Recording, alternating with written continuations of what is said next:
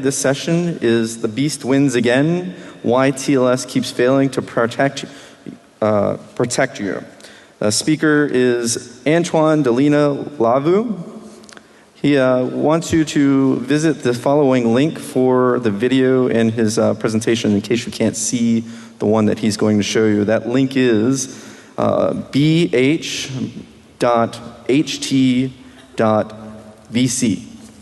Without further ado.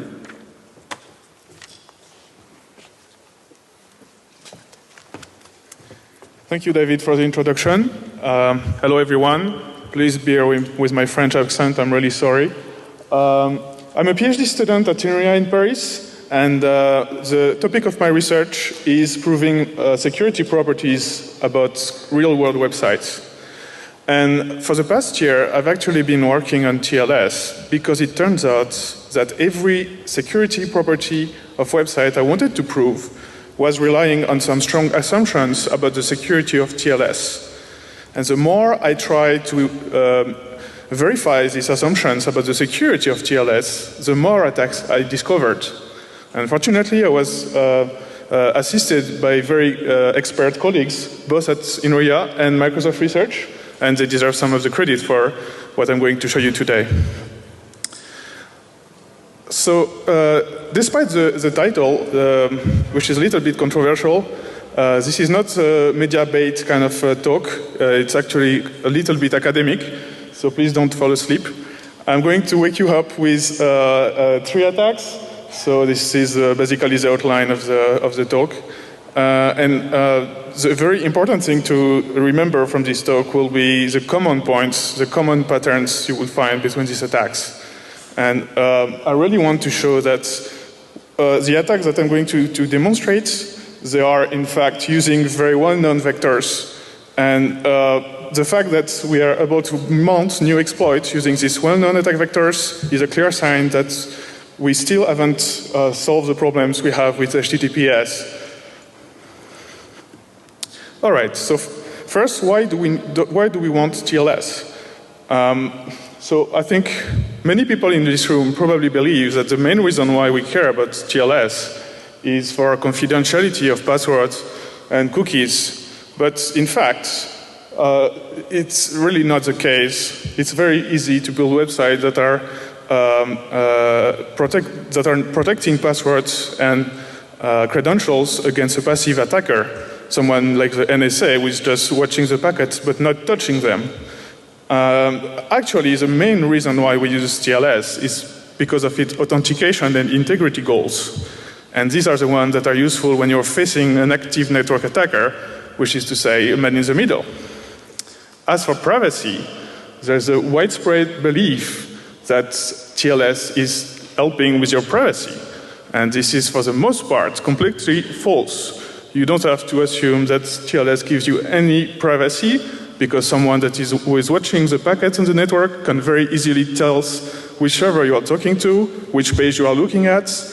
If you're maybe doing some search requests on that website, the attacker can probably also get what is the search term that you entered. And all of that because of side channels.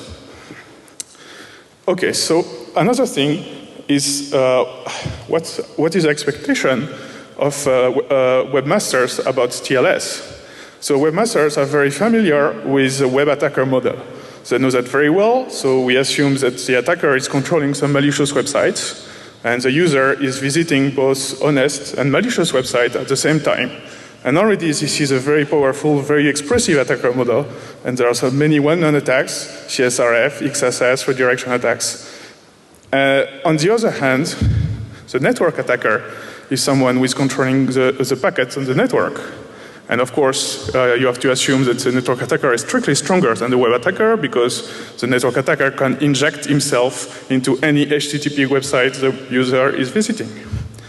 And what people commonly believe is that if you have a website served over HTTP that is secure against a web attacker, then if you turn on HTTPS, suddenly this website becomes secure against a network attacker. And of course, this is extremely wrong. And this is one of the reasons for this talk, basically, and the reason why we find so many attacks. So I think you are already familiar with the reason why there is a very, very big power gap from going against web attacker to going against a man in the middle. And some of these reasons are TLS is optional by default in HTTP. It can be removed by the network attacker. You have the very well-known problems of cookies, which are completely helplessly broken in the context of network attackers.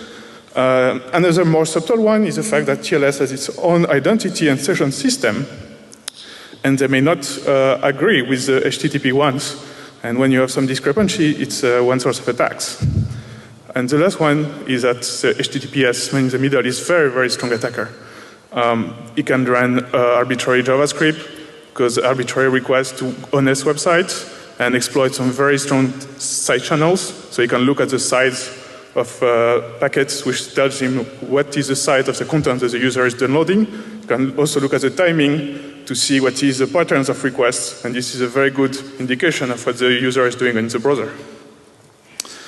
Okay, so first of all, I'm going to say what is not covered by this talk, and there are many things not covered. So Hellbleed, it's first of all, Hellbleed from a scale from 0 to 10, it's a 12. So much more powerful than anything I have to say today.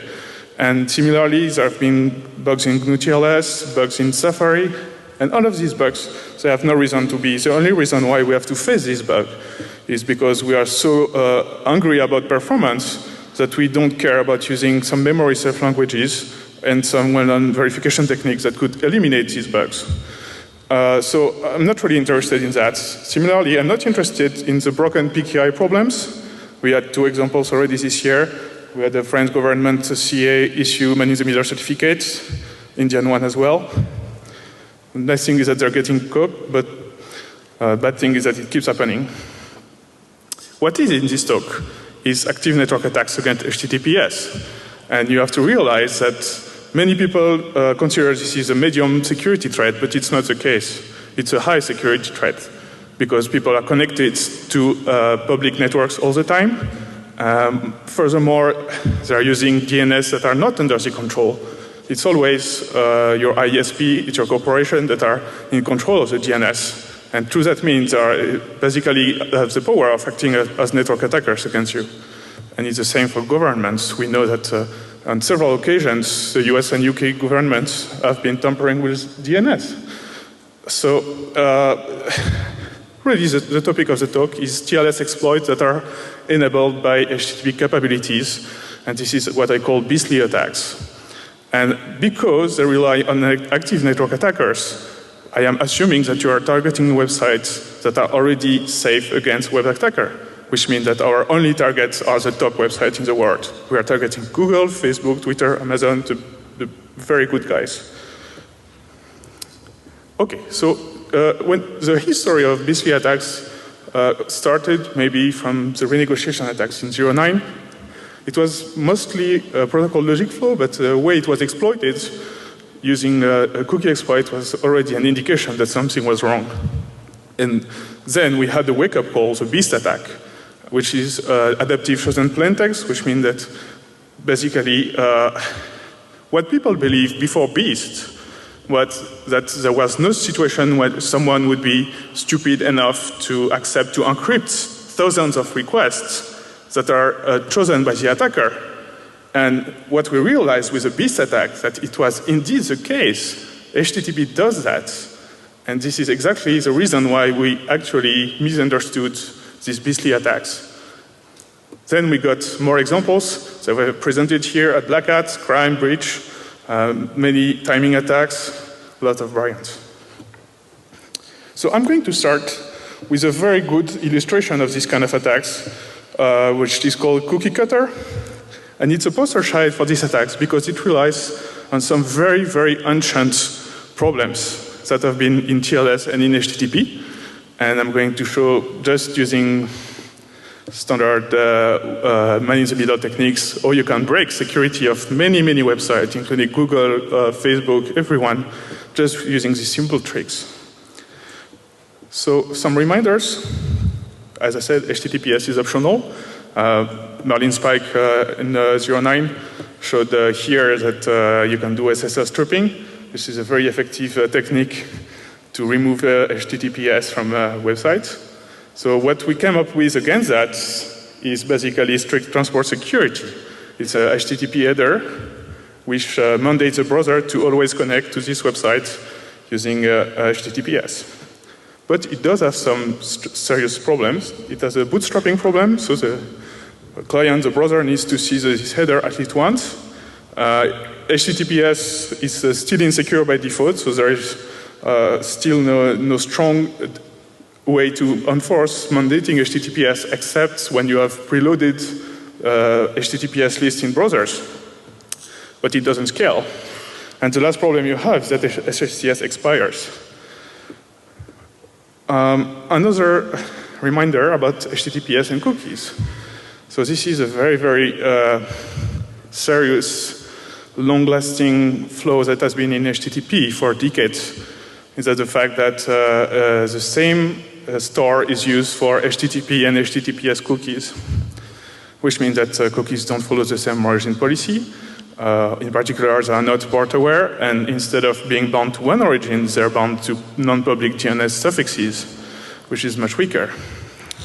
So what we came up with to at least protect the confidentiality of cookies is a secure flag in cookies, which is an indication for the browser not to send this cookie over HTTP. However, if you have a cookie that is set over HTTP, then the browser will send it with the HTTPS request, and the server has no way of distinguishing which are the cookies that were set by the attacker and which were the cookies that were set by the honest website. So this is there is nothing new in what I said. This is actually encoded in the cookie specification, where you can read that HTTPS is insufficient to prevent a network attacker from obtaining or altering a victim's cookies. So basically, the attacks are actually explained in the RFC. And if you're wondering what you can do with that, well, it's very well known that you can force cookies. So the attackers is going to use an HTTP subdomain where you can set cookies that will be sent with HTTPS request. And actually, this attack is very old. It's 15-year-old at least. And the impact of this attack has increased tremendously because most of the websites are doing asynchronous actions, which are authenticated without switching pages, which means that there is no feedback for the users that a session has been replaced. And this is also useful for defeating CSRF protection. There was a talk at the Black Hat Europe this year. And the other thing you need to know about cookie forcing is that there is no real defense. So only thing that really works is if you have HSTS with this option that is called include subdomains, and it has to be used on the top level domain of the website, and not you don't have to use any subdomain without first going to the top level domain. Another defense that also exists is channel ID, but it's very weak because it's not supported, and it also has some very significant privacy cost. Channel ID is borderline evil for tracking. Okay, so here I'm going to show you how you can mount a simple attack. You have Alice. She wants to log into Google because she wants to access a document on docs.google.com. So she's going to be redirected to the Google login form. And from there, she's going to send her credentials, so fill in the login forms. And the response from Google is going to have a redirection, so in the location header, and it's also going to set a cookie for the session ID. And because it's Google, of course, they're using secure cookies and HTTP only. However, because of the fragmentation, it's possible for the attacker to stop the contents of this response at some point in these headers. And what the beast attacker can do, he can actually inject himself in the request where Alice is going to be redirected to the Google login form to add some padding to the request. And when Alice is sending the request with the padding, he's going to shift the HTTP header. In this case, you can see the XXX is the padding of the attacker, and now the set cookie header is stopping after the domain, and the secure flag is in another fragment. However, the attacker prevents this fragment from being sent by shutting down the TCP connection. So what happens is that the browser will store this session ID cookie without a secure flag, which means that then on any HTTP request to a Google subdomain, the attacker can recover the session cookie. And this is a practical attack. So here is a demo where I use actually man-in-the-middle software I initially developed for wiretapping search terms on Google. So here, as you can see, because of the auto-complete of Google search, the network attacker can actually see the packets going, and from the size of the response from Google, he can actually guess what are the search terms by the user in real time. And of course, the NSA can also do that. So when you're searching on Google, don't assume that because you're using HTTPS, you're going to be safe from wiretapping. So here I'm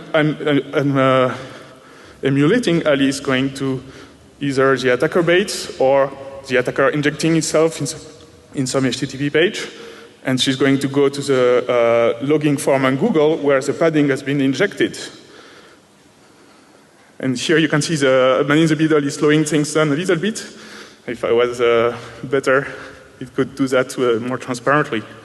So now the victim fills in the login form with the username and password. And the request, as you can see in the attacker window, has been truncated. And unfortunately for me, the location header is after the cookies, which means that the user is not redirected. But as you can see, when I inspect the request, the SSID cookies has been stored without a secure flag. So now you may be wondering,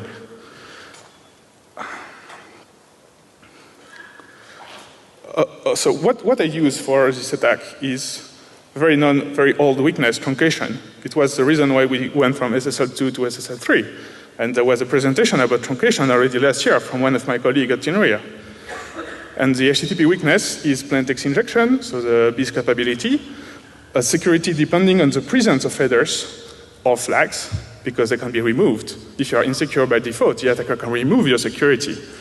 And the last thing is the liberal passing of malformed HTTP messages, because when I truncate the message, it becomes syntactically invalid, so it should have been rejected. But it turned out that we have this robustness principle, which say we should accept .g formatted messages. And because of that, my cookie is actually stored on two browsers. So you may be wondering, once this cookie has been stored without the secure flag, I still need an HTTP request to read the value on the network. So I do have to go through HSTS, but HSTS is also something where it's insecure by default. And if you remove HSTS, you lose HSTS protection. So what I do is that I use exactly the same attack to find some redirection on the victim website, to truncate the HSTS header after the max age flag to say that it expires in at most 10 seconds. So the mitigation for that is that you have to reject malformed HTTP messages, and you have to enforce the termination mode of TLS connections. And there are still many. We fix the browsers, we fix Chromium, we fix Safari, but there are still many HTTP clients that are vulnerable to that. For instance, wget, curl, all of those can still be targeted using these kind of attacks. Okay, so now the real the main piece for this talk is a class of attack called virtual loss confusion. So to understand this class of attack, we need some more background on PKI, so you know that you have CAs that issue certificates through intermediates to websites. So as I said before, there are a lot of bugs when you are checking certificates. The go to fail was a spectacular failure this year, but it's not the first one. There have been many others before.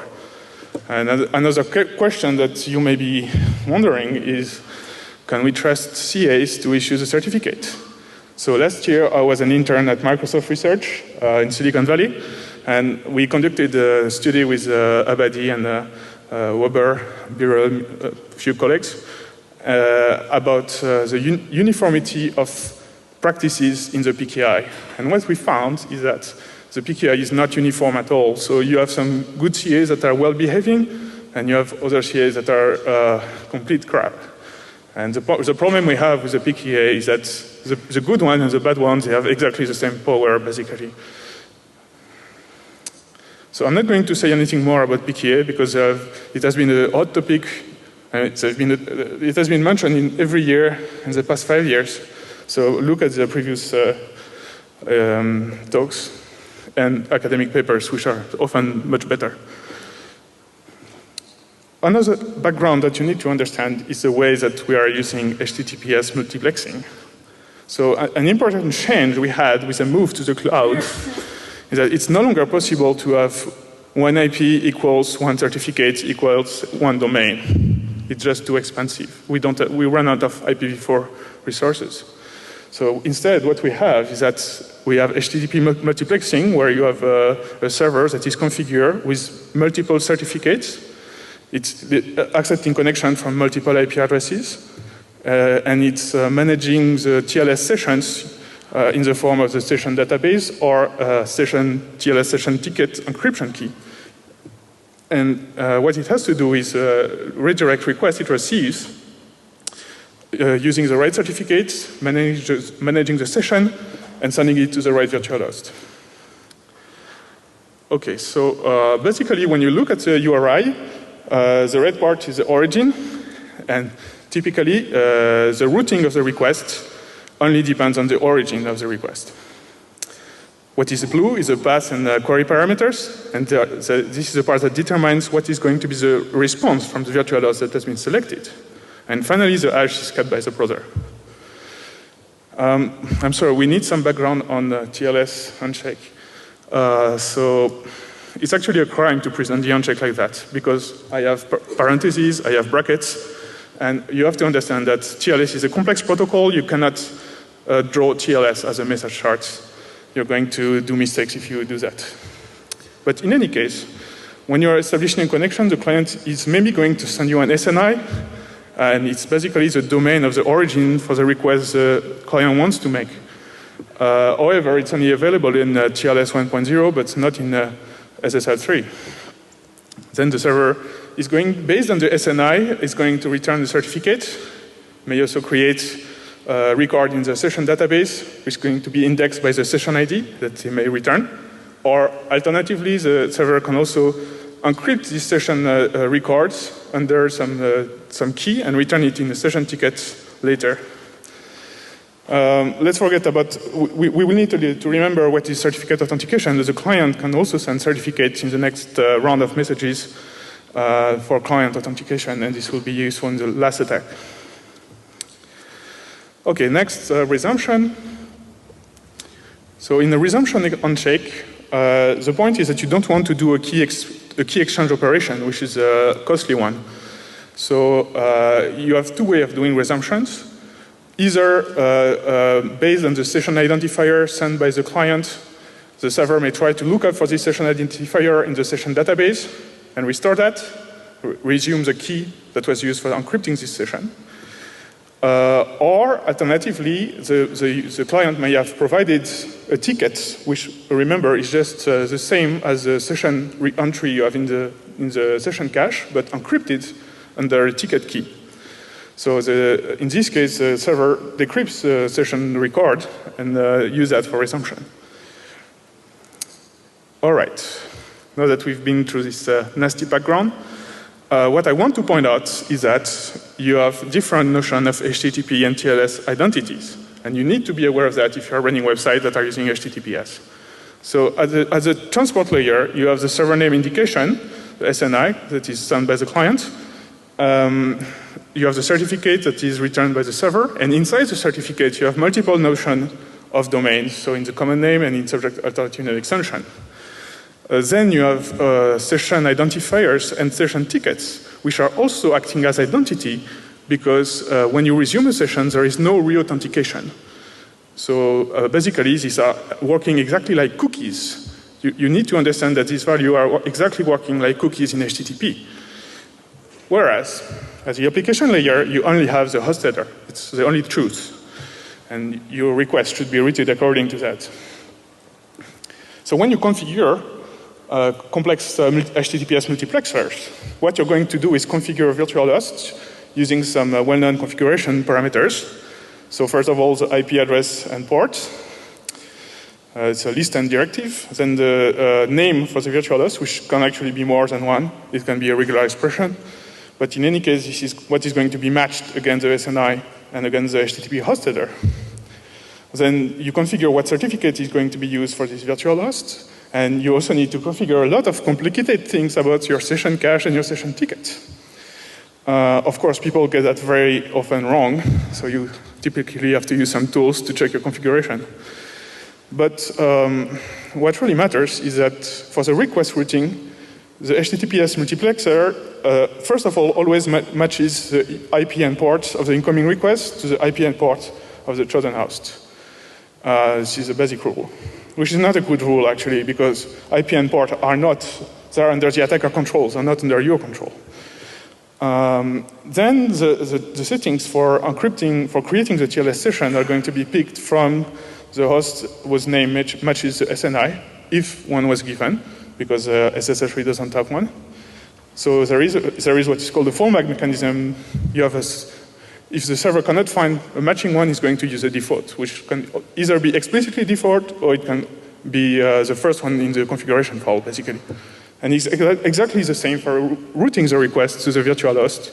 So you're going to match the host header that you receive against the names of the virtual host. And if you don't have any match, you're going to fall back to the default or to the first.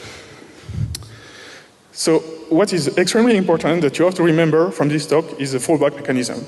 So you don't have any guarantee that the selected virtual host that, for routing the request was the one that was actually intended to handle the request. And I would like to point out that this is not a new thing. It's actually a known vector.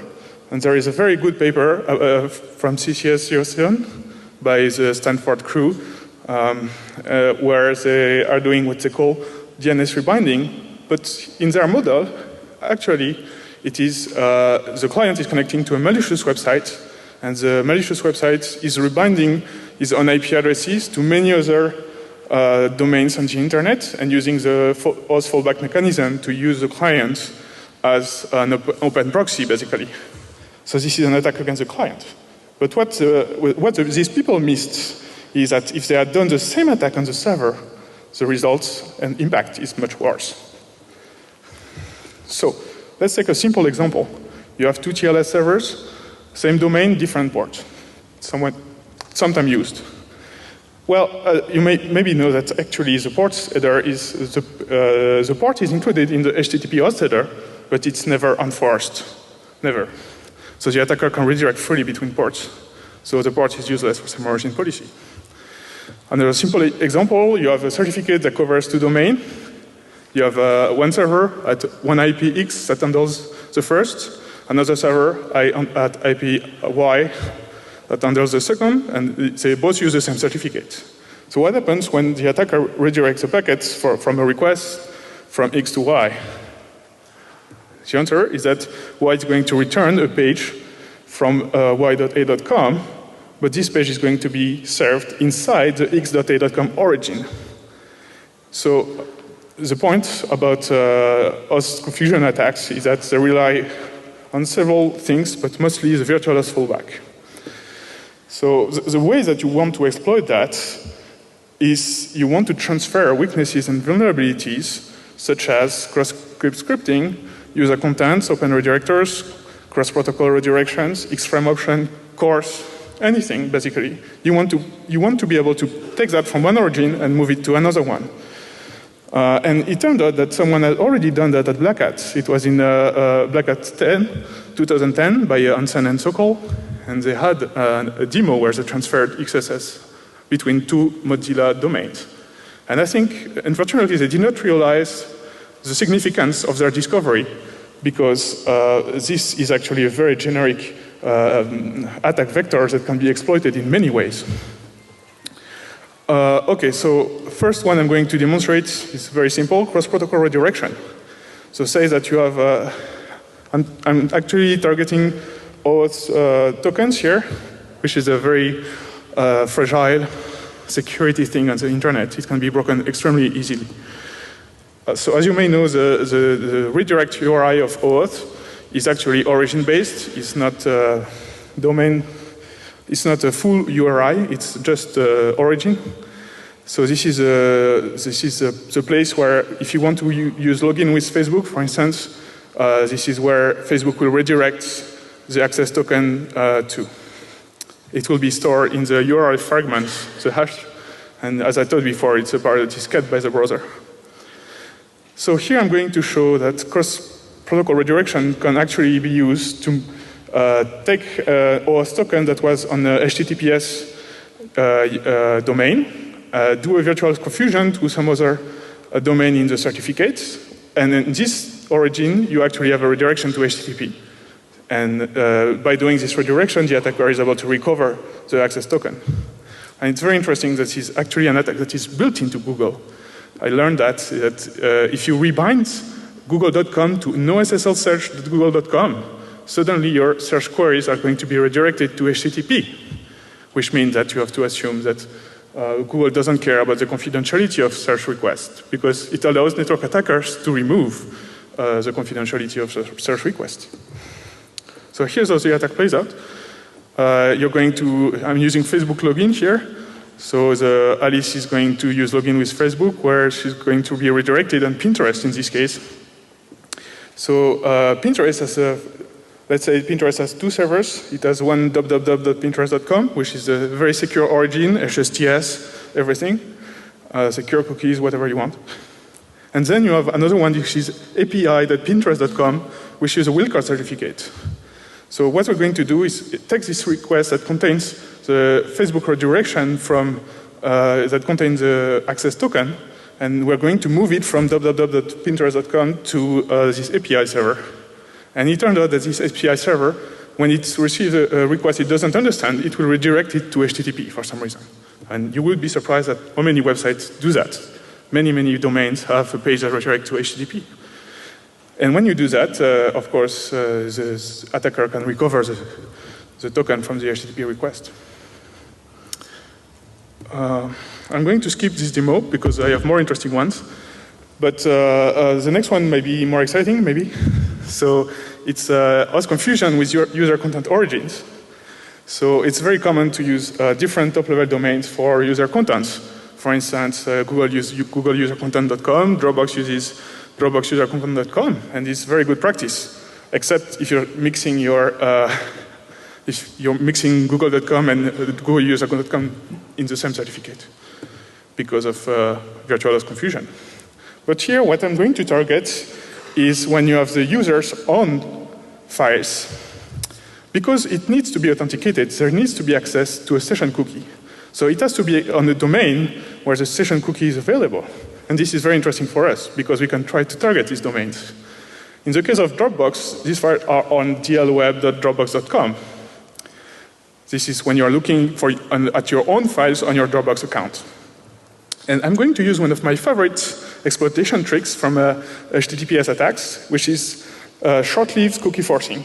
So you're going to force a cookie that is going to temporarily replace the session of the user with the one of the attacker. But I set a very short expiration time for the cookies that I am forcing, such that after a few seconds, the user session is restored. And this allows me to break into the high-trust Dropbox.com origin, which is very, very, very well protected, and recover the victim session. Well, let's see how it plays out. So here, we have the attacker's Dropbox, and the attacker has stored a malicious file which contains the attack. So it's a HTML file that has some exploit.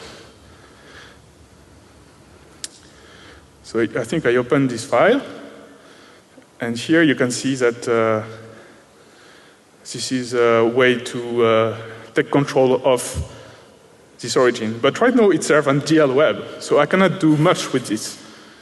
So to be useful, I need to be able to show this page on the user. And for that, I'm going to do virtual OAuth confusion on the victim between the www.dropbox.com and the dlweb.dropbox.com origins. So for that, I need to take, let's see. Yes, so I'm moving to DLWeb.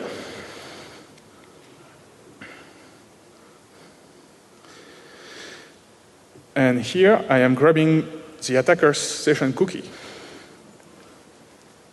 which I'm going to force on the victim using a very simple script. So once this is done, the next step is that you have to bait the user into some page that will do the cookie forcing. Or you can, of course, always inject yourself into any HTTP request made by the user. So this is the victim's browser. I use a different one. It's Firefox. So here, there is some picture that actually is causing the cookie to be forced. And as you can see here, I have actually redirected the user to the DL web, but under the www.dropbox.com origin, which means that now the cookies that I have forced expire, and I get access. I have control of an XSS page in www.dropbox.com that is using authenticated under the victim's account. Okay. Another very, very interesting way of exploiting virtual confusion is shared session caches. So as I told you before, you have three kinds of authentication in TLS. You have certificate, you have session resumption by identifier, and you have session resumption by ticket. And it turned out that when you're doing cloud hosting, you really want to use multiple servers that can have resumption work between them, because they may be redundant servers for the same content. And a good way of doing that is either having a network session cache or having a shared ticket key. So it's actually quite dangerous when you do that. And we found that the session cache was not well partitioned between many cloud providers, including Amazon, Mozilla, and Yahoo. And interestingly, the cache isolation was defective not on the ticket, but actually on the classical session database, which means that you had servers that were serving different websites, even different certificates, which is very interesting. But if you wanted to exploit that, you need to make sure that session identifier-based resumption is used. And since they were also actually using ticket, and ticket as precedence over session ID resumption, you need to downgrade the connection to SSL3. And it's one of the things that, amazingly, the network attacker can do because of browser behavior. They allow you to downgrade connection to SSL3. I'm also going to skip this demo, and I encourage you to look it up online. So the most interesting case I'm going to show is when you have shared reverse proxies. So this is when you are talking about the CDN settings, for instance. And they are actually very commonly used. Many SSL terminators, CDNs, things that are actually routing requests back to some backends, but not serving anything locally. And their handling of TLS is often acquired. So on Cloudflare, they do domain packing, which you consider quite bad. And you'll see why next. Another good, interesting example is Akamai, where they actually allocate dedicated IP addresses for the customer certificates, which is impressive. And other cloud providers are using SNI-based routing for their reverse proxies. And interestingly, what is the fallback virtual-host for these reverse proxies? And we found some very interesting cases, for instance, on Akamai.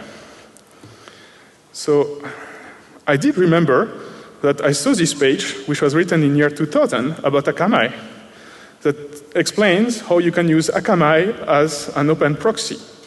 So basically, you dial some number, use 666, of course, and then you put the domain you want the request to be sent to, and the Akamai server will actually download this request, send this request, and return back the result to you. And here, of course, I'm going to use that against NSA website. So this is the real NSA website, the real NSA certificate. And what I don't notice is that it's valid for www and www2, and also just nsa.gov. And also, I also notice that it is served by Akamai. So next, what I'm going to try is I'm going to see what happens when I send a request for one of the domains that is not used by this Akamai reverse proxy. So for instance, in this case, it is nsa.gov with no www. So this is the request I'm sending. And in the response I see from the Akamai server is actually a page on Yahoo. And this page from Yahoo is served through a request with a host header equals to nsa.gov. But the point is, if I send this request over HTTPS, it turns out that since the Akamai server is configured to use an NSA certificate that is valid for nsa.gov and the other two, well, I'll let you imagine what happens when I do that. So I just dial in 666, I put my attacker address, and here you go. I am the attacker, and I have impersonated the nsa.gov origin, which is about as bad as you can get for HTTPS attacks. And this is a real NSA certificate. So remember, the demos are on bh.ht.vc. And it turned out that this is actually terribly bad because every big website uses Akamai. So what kind of website you can compromise with that? Well, here is some examples. So I'm going to show that you can impersonate. So in some cases, you can just impersonate some minor subdomains that are not used. So on Twitter, you can just, for instance, since you impersonate this subdomain, you only have access, for instance, to the cookies for Twitter, which is already quite good. But in other cases, like LinkedIn, the certificate is a wildcard one, so you can actually impersonate .linkedin.com, which means that you can serve any page you want through this origin, and you can get the user to fill in a password. So this is quite bad. And the other thing that's interesting is that this doesn't leave any trace, because when you have a virtual host fallback, there is no trace in the log, actually. The request is logged under the default name. So what can you do to prevent host confusion? The first rule of thumb that you have to enforce is that you should not mix low trust and high trust domain in certificates. It's not a good practice. If you have any virtual host confusion between them, the low trust one can probably compromise the high trust one. I showed some examples, but I actually do have more. The other thing that you should always do is configure a fallback host on every IP on your servers. And this should return an error code. And this is already a known security advice, but you should really take it to heart. Other thing is your TLS session configuration. It's actually very security critical that you do not set some shared cache between virtual hosts that have different certificates. It can be disastrous. And you also need to be worried about configuring some encryption keys for tickets, because they may cover more virtual hosts than you expect. So the last part is a very interesting one. I'm going to tell you how I come to that. I was discussing with Nginx developers about how to better isolate the TLS session cache in Nginx. And one of the things I was suggesting is that we should ensure that the SNI of the connection matches the host HTTP host header of the request to prevent the resumption case where you have non-matching SNI. And what they told me is that they could not do that because in some cases they were required to accept this kind of mismatch when they were using SPDY. And of course I was extremely surprised. And it turned out that actually there is a feature which is called SPDY connection pooling. And what this feature does here is that normally when you have a server with two domains, and you have requests to these two domains, the browser is required to create new HTTPS connection for each. With SPDY, the idea is that why don't we reuse the connection we have, because we already saw the certificate, and we remember that it was valid for these two domains. And the only thing that is required to enable that is that the DNS of the two domains have to point to the same server. And of course, this is a condition that is under the control of the attacker.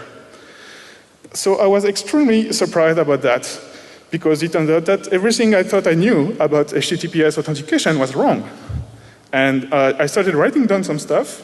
And of course, last week, I realized that all of our results did not hold, and that if you had some session-specific guarantees, they will be actually leaking to every domain that you have in the certificate where this property was established.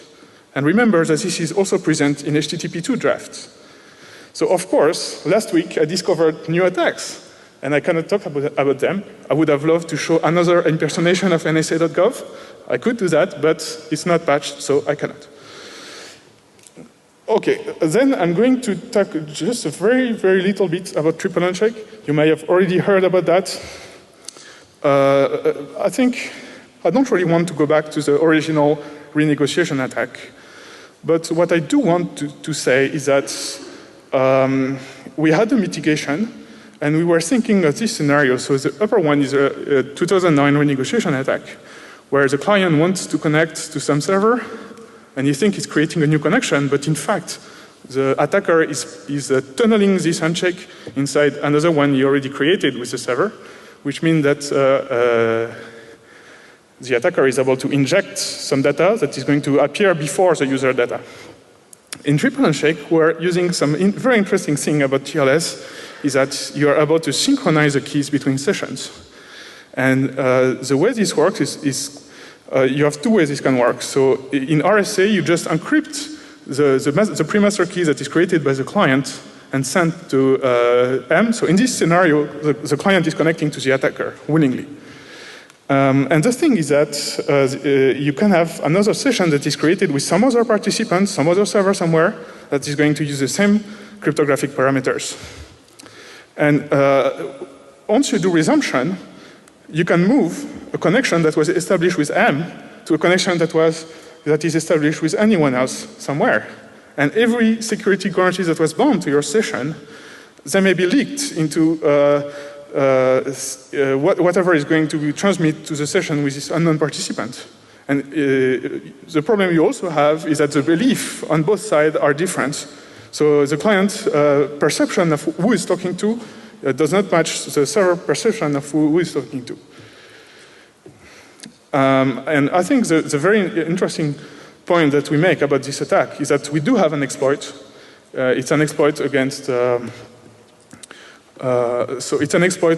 client authentication. And it turned out that nobody really expected that such an attack would be possible because when there was the original renegotiation attack, there was a lot of security analysis on the session system in TLS. And the reason we miss that is very simple. It's basically because, because the preconditions of the original renegotiation attacks, they have been left untouched between the time where they were found and the time the triple uncheck was discovered. So, for instance, the fact that you have concatenation of data between TLS connections that were from different handshakes, or the fact that the server certificates could change during renegotiation handshake. And these were weaknesses that were left unattended after the renegotiation attack, and we actually managed to find some new flow in TLS to re-exploit them. It's really quite surprising. So I think the very important point is that we really want to have robust solutions to these failures. And when it's the same pattern through all the talk, I always did the same thing, which is to reuse very well-known vulnerabilities that had already been exploited before, but the patches for them were not robust. And because of that, I could always find new ways of exploiting them. So for the traffic mitigation, we actually proposed a very drastic change to TLS, which is to change the key derivation. Cryptographically, it's a major change. And we're very surprised because this change is actually accepted. So maybe someday we'll actually be able to change cookie behavior. You can always dream. All right, so the conclusion for my talk is that there are many lessons to learn from HTTPS-based attacks. So for instance, cookie cutter, parsing is security critical. This is very important. We found many attacks in HTTP because of URI parsing in JavaScript. Don't do that yourself. And remember that not every string is a valid input. So there are some inputs that you need to reject. Okay, so another thing is that you should not rely on the presence of something to be secure, because additions can typically relax things, but not make them secure. Otherwise, they can be removed by the attacker. And also, there's interesting about side effects and data that is processed before the integrity of the data is confirmed.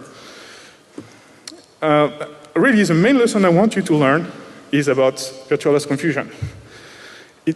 What we want when we are doing cloud services HTTPS multiplexers, SSL terminators.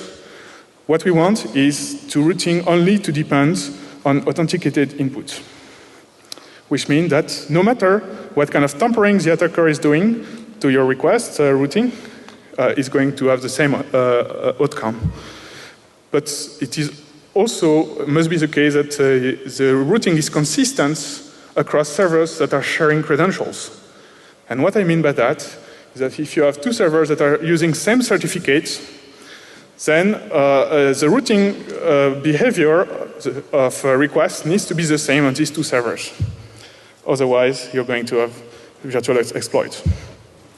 And what I want you to remember is that it is currently, in current HTTP server, it is your job to achieve authenticated, consistent routing. It is not going to be provided to you automatically by the server. It's in the way you configure your server. So it's your responsibility. And the second thing I want you to be very careful about is the same certificate policy. I told you that in SPDY, connections are going to be reused for requests on other domains as long as they appear in the original certificate. So this means that you need to be extremely careful about what domains you put together in a certificate. And you should also be aware that, for instance, if you're using Cloudflare, your domain may be included in a certificate that contains malicious domains. And of course, this is very bad for you. And it's probably, I expect there will be more attacks. From Triple Handshake, the main lessons we learn is the API problem. So TLS is really, the problem we have with the TLS API is that every difficult decision is handed off to the application. So basically, they get that, of course, very wrong. And the other thing is that the crypto values from the handshake are not identifier for session participants, but this is not a lesson for you, it's a lesson for the IETF. Okay, so to conclude, what we're doing about all of these problems, we have a verified implementation of TLS to prevent go-to-fail bugs and heartbleed type of stuff. And what we want to do is to actually consider HTTP and TLS as a single unit of verification, because if you are taking the security guarantees of the TLS API and the security guarantees of HTTP separately, then you're never going to be secure. They have to be considered together. All right, so we don't have a lot of time for questions, I'm afraid, but feel free to come to me at the end of the talk. We only have 2 minutes for questions, but I will be happy to take at least one. You do have a microphone here.